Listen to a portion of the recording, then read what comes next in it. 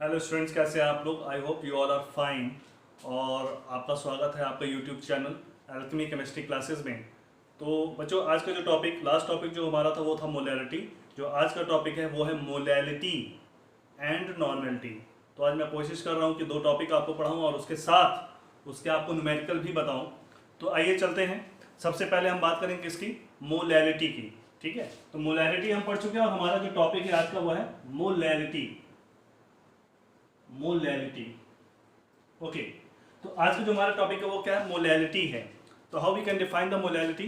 Molality is a number of moles of solute present in 1 kilogram of solvent. ठीक है, एक बार फिर से, number of moles of solute present in 1 kilogram of solvent means यहाँ पे हम क्या ले रहे हैं, नंबर ऑफ मोल्स। किसका, सॉल्यूट का नंबर ऑफ मोल्स ले रहे हैं। और number of mole is equal to given mass over molar mass of solute. Given mass of solute over molar mass of solute. तो इस तरह से उसको हम कैलकुलेट कर सकते हैं। और हम कैलकुलेट करते हैं 1 किलोग्राम सॉल्यूशन में, 1 किलोग्राम सॉल्वेंट में कितने नंबर ऑफ मोल सॉल्यूट के प्रेजेंट हैं, and that is called molality. Molality का जो फॉर्मूला होता है that is number of moles of solute, number of moles of solute over weight of solvent. Weight of solvent, अगर wait of solvent हम किस में ले रहे हैं, अगर हम ग्राम में ले रहे हैं तो 1000 से क्या करना पड़ेगा, मल्टीप्लाई। हम ग्राम में जनरली लेते हैं, ठीक है, इन ग्राम मल्टीप्लाई बाय 1000। अगर हम ग्राम लेते हैं, वेट ऑफ सॉल्वेंट क्या लेते हैं, ग्राम, तब हम क्या करेंगे, 1000 से मल्टीप्लाई करेंगे। ठीक है, अब इसकी रिप्रेजेंटेशन, मैथमेटिकली रिप्रेजेंटेशन क्या होती है, तो number of mole of solute, तो सॉल्यूट के लिए हम क्या रिप्रेजेंट करते हैं, कैपिटल बी। और वेट ऑफ सॉल्वेंट के लिए WA। और मल्टीप्लाई किससे कर देंगे, इसको 1000 से मल्टीप्लाई कर देंगे, क्योंकि जो वेट ऑफ सॉल्वेंट है हम उसको ग्राम में ले रहे हैं।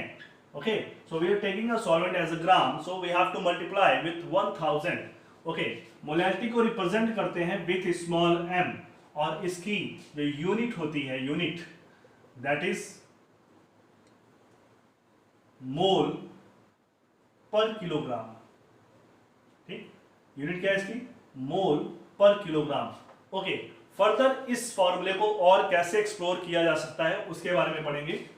ओके, हमें पता है नंबर ऑफ मोल किसके इक्वल होता है। देखो, number of mole of solute is given mass of solute over molar mass of solute. तो हम क्या लिख सकते हैं, that is WB over WA, molar mass of solute and multiply by weight of solvent multiply by 1000। तो इस तरह से और इसको एक्सप्लोर किया जा सकता है। ठीक है, तो ये है आपका मोलैलिटी का फार्मूला, ये है आपकी यूनिट। इस फार्मूले को आपको अच्छे से प्रिपेयर करना है। तो आइए देखते हैं इस पे और कौन से आगे क्या देख सकते हैं, क्या न्यूमेरिकल हो सकते हैं इसके। तो कोशिश करते हैं 2 से 3 न्यूमेरिकल आपको इसके बारे में बता दें। बहुत ही इंपॉर्टेंट टॉपिक है। ठीक है, इसकी रिप्रेजेंटेशन स्मॉल m से करते हैं। ठीक है, ये मोलैलिटी और मोलैलिटी का जो डिफरेंस है वो मेन ये है कि जब मोलैलिटी की बात करते हैं तब हम वॉल्यूम ऑफ सॉल्यूशन लेते हैं, पर जब हम मोलैलिटी की बात करते हैं तब हम वेट ऑफ सॉल्वेंट लेते हैं। ये मेन डिफरेंस है। और डिफरेंस की बात करें तो इस बात को समझना होगा कि वॉल्यूम का टेम्परेचर से रिलेशन क्या होता है, डायरेक्टली प्रोपोर्शनल का। चार्ल्स लॉ में हम पढ़ चुके हैं कि if temperature increase volume also increase at constant pressure. तो इस तरह से टेम्परेचर अगर इंक्रीज होता है तो मोलैलिटी में चेंज आएगा।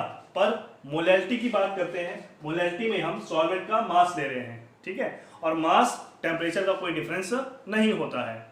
तो टेम्परेचर बढ़ेगा तो मास में कोई फर्क नहीं पड़ता है। तो इसलिए टेम्परेचर के साथ इसका कोई खास रिलेशन नहीं है, मतलब कोई डिफरेंस नहीं आएगा टेम्परेचर बढ़ने पर। इसलिए molality is more better than molarity. तो इसलिए मोलैलिटी से ज्यादा बेटर है, क्योंकि टेम्परेचर बढ़ने पर मोलैलिटी में डिफरेंस नहीं आता है पर मोलैलिटी में आ जाता है। चलिए आइए देखते हैं, इस पे न्यूमेरिकल देखते हैं कि कौन सा न्यूमेरिकल हो सकता है। ये सबसे पहला क्वेश्चन देखते हैं हम लोग। तो हमारा जो सबसे पहला न्यूमेरिकल है वो इस तरह से है आपकी स्क्रीन पर। 8 gram of sodium hydroxide dissolve in 500 gram water, calculate molality. ठीक है, तो हमारे पास क्या है, 8 ग्राम ऑफ सोडियम हाइड्रोक्साइड है। आइए देखते हैं।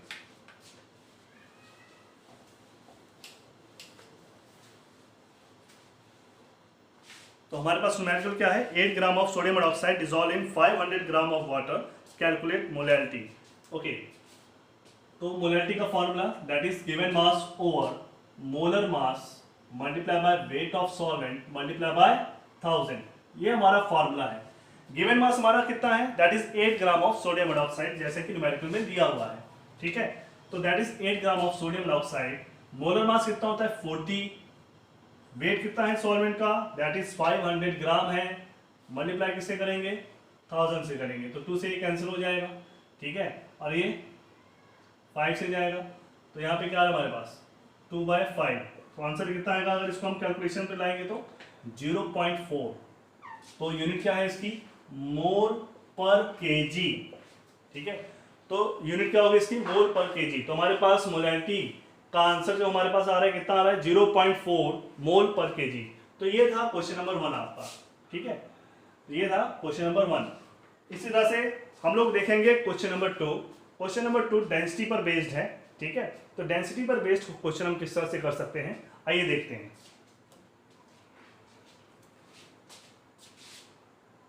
तो डेंसिटी पर बेस्ड क्वेश्चन है 4 gram of sodium hydroxide dissolve in 500 ml water, calculate molality, ठीक है। तो आपकी स्क्रीन पर है। तो हमारे पास क्या है, हमारे पास है WB की वैल्यू कितनी है 4 ग्राम है। अब इसको समझिएगा, WB की वैल्यू क्या है 4 ग्राम है, और वाटर कितना दिया हुआ है, वाटर का वॉल्यूम दिया हुआ है, और हमारे पास जो वाटर है दैट इज सॉल्वेंट, वो है 500 ml वाटर। वाटर कितना है 500 ml, और हमें क्या पता करना है, WA की वैल्यू फाइंड आउट करनी है, ठीक है। WA की वैल्यू फाइंड आउट करनी है, तभी हम मोलैलिटी को कैलकुलेट कर सकते हैं।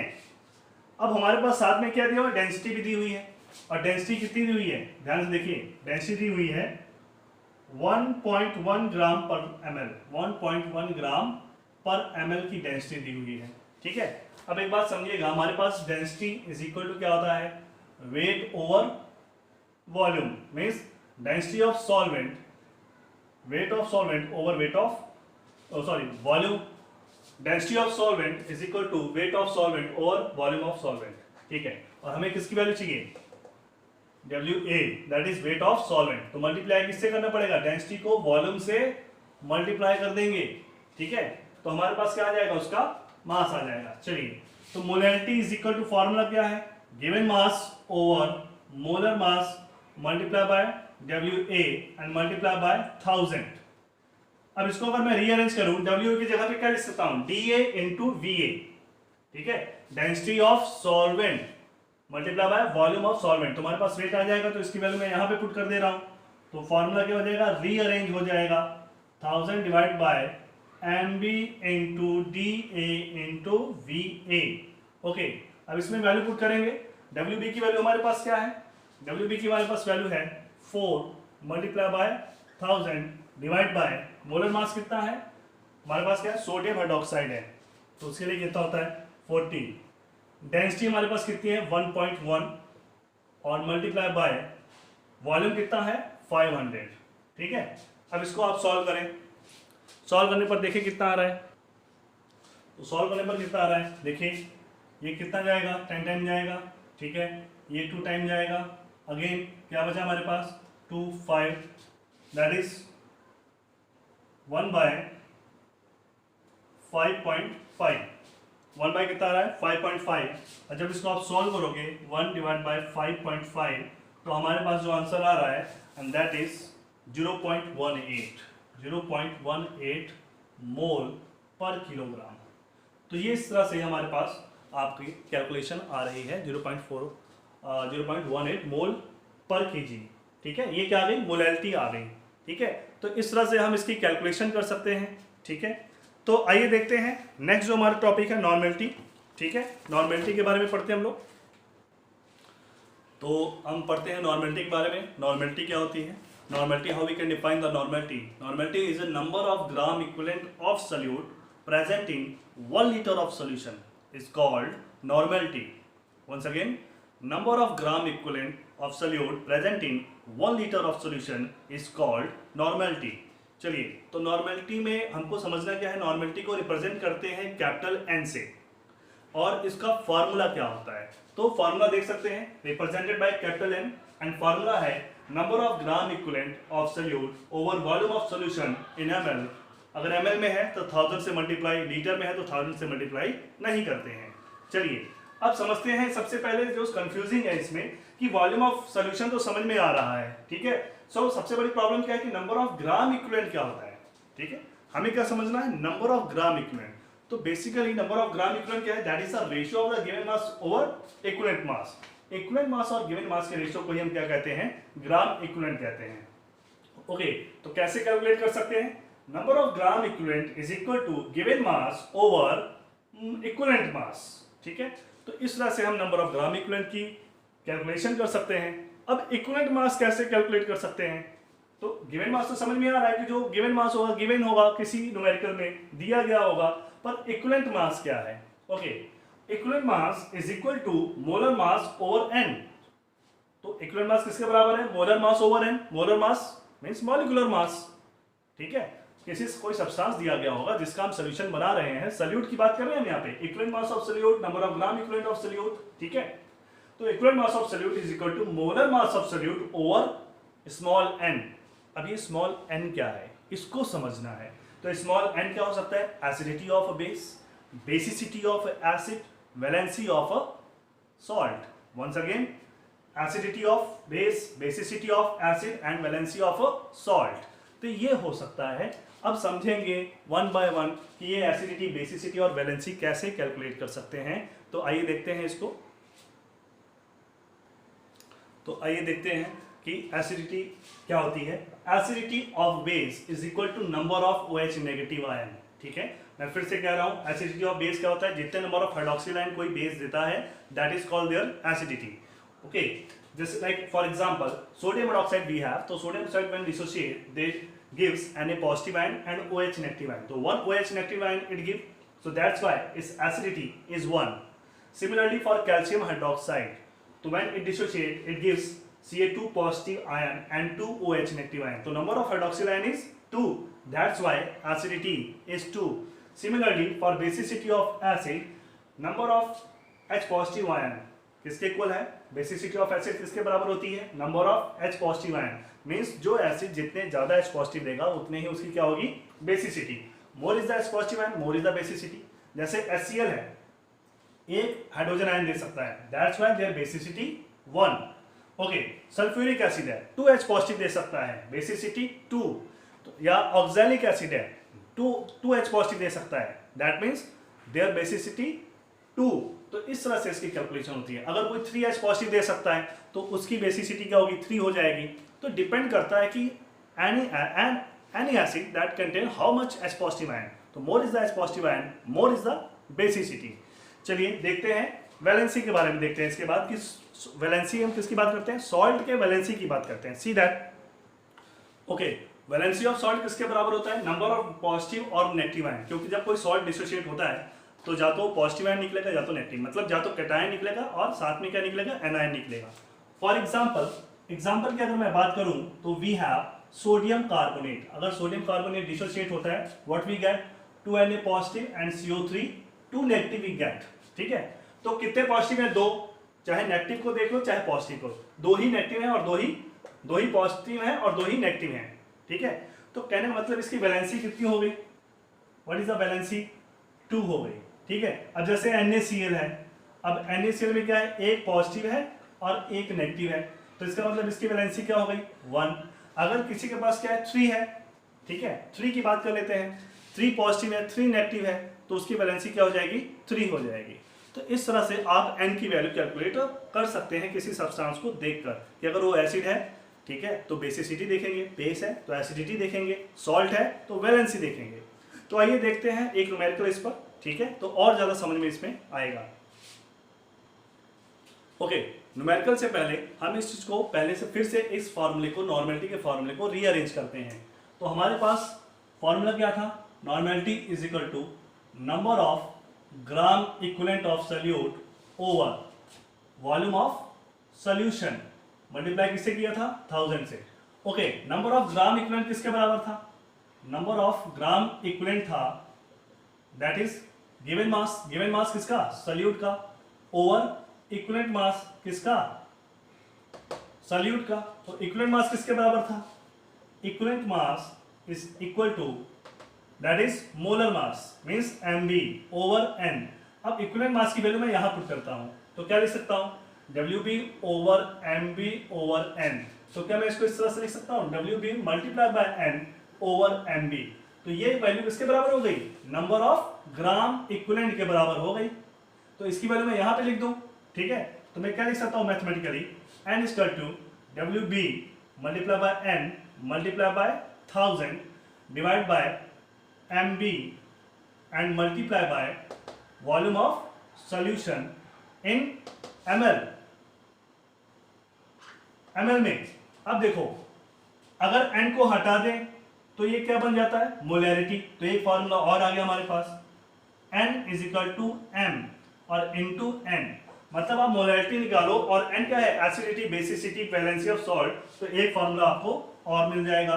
तो मैथमेटिकली नॉर्मेलिटी को इस तरह से हम क्या कर सकते हैं, रिप्रेजेंट कर सकते हैं। और डेंसिटी से अगर रिलेट करना है तो वॉल्यूम की जगह पे क्या लिख सकते हैं, that is density equal to mass over volume and volume equal to mass over density. तो डेंसिटी ऊपर मल्टीप्लाई हो जाएगी। चलिए एक एक करके आराम से देखते हैं इसका न्यूमेरिकल, फिर और ज्यादा इसको समझ में आएगा आपको। न्यूमेरिकल आपके स्क्रीन के सामने है। If 6.3 gram of oxalic acid dissolved in water and made the volume 500 ml, calculate normality। आइए देखते हैं। तो हमारे पास सबसे पहले जो हम बताने वाले हैं, नॉर्मेलिटी का फॉर्मूला क्या है, that is given mass over molar mass into volume of solution multiply by small n multiply by 1000। ठीक है, ये फॉर्मूला है। गिवन मास कह रहा है कितना है, 6.3 ग्राम, किसका, ऑक्सैलिक एसिड का 6.3 ग्राम। मोलर मास याद रखिए 126 ग्राम होता है ऑक्सैलिक एसिड का। वॉल्यूम कितना लिया गया है, made the volume of solution 500 ml। तो 500 ml लिख दिया हमने volume of solution, multiply by n। अब एक बात समझो, जो हम यहाँ पे ऑक्सैलिक एसिड ले रहे हैं बच्चों, वो हाइड्रेटेड ऑक्सैलिक एसिड है। क्या है, हाइड्रेटेड ऑक्सैलिक एसिड, जिसका मास क्या होता है, 126 ग्राम होता है। मास क्या होता है, 126 ग्राम। अब इसमें देखो दो हाइड्रोजन है, दोनों आयोनाइजेबल हैं, दो हाइड्रोजन दोनों आयोनाइजेबल। इसका मतलब इस एसिड की बेसिसिटी क्या होगी, 2। तो n की वैल्यू इसके लिए क्या है, n की वैल्यू इसके लिए है 2। तो इसलिए यहाँ पे हम क्या लिखेंगे, 2 मल्टीप्लाई किससे करेंगे, 1000 से। ठीक है, अब इसके अगर आप कैलकुलेशन करते हो तो आंसर आपका क्या आना चाहिए, ध्यान से देखो।